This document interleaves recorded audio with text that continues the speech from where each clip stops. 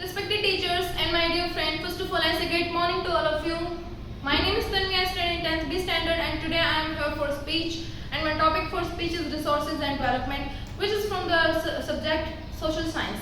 So from the chapter name resources and development, a question arises: what are resources? So the basic definition of resources is anything that satisfies our needs are known as resources.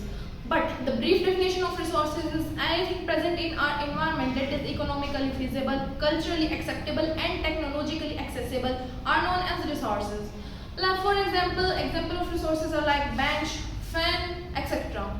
Now types of resources. Basically there are two types of resources, which one is natural resources and man-made resources. Natural resources are the resources that are given by nature are known as natural resources.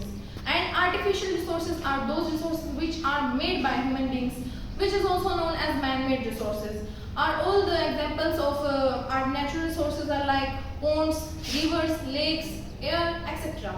And man-made resources are like a bench, fan, lecture stand, windows, etc. Now, they are further divided into many parts. For example, types of resources on the basis of origin, on the basis of accessibility, on the basis of development, and on the basis of ownership. So, on the basis of origin, there are two types of resources. First one is biotic, second one is abiotic. Biotic resources are the living resources. Example of biotic resources we can take plants, animals, etc.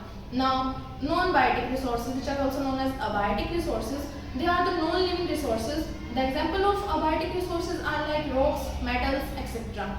Now, types of resources on the basis of accessibility, there are also two. First one is renewable, second one is non-renewable. Renewable resources means the resources which we can reuse. They can renew.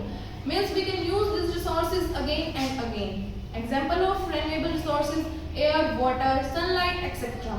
Now, non-renewable resources, the resources which we can't use. After one use, they get replenished. They get finished. Example of non-renewable resources are like coal, petroleum, etc. Now, types of resources on the basis of development, there are four. First one is potential, second one is develop, and third one is reserve, and fourth one is stock resources. Now, what are potential resources? So, potential means the resources that are actually present in our environment, the resources which are present in a particular region.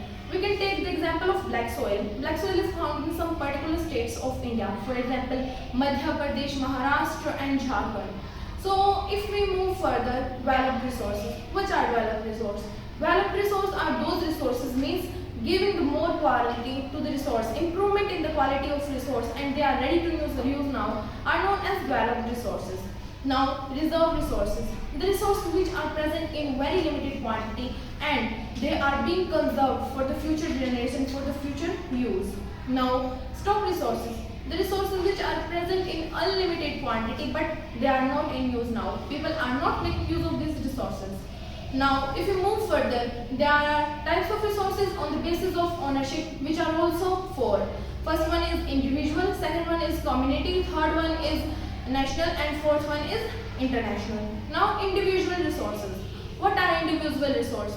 From the name individual means the resources which belongs to a specific person. For an individual, we can take the example of our surroundings like our home, fields, our car, etc. Now, like personal property also we can take it.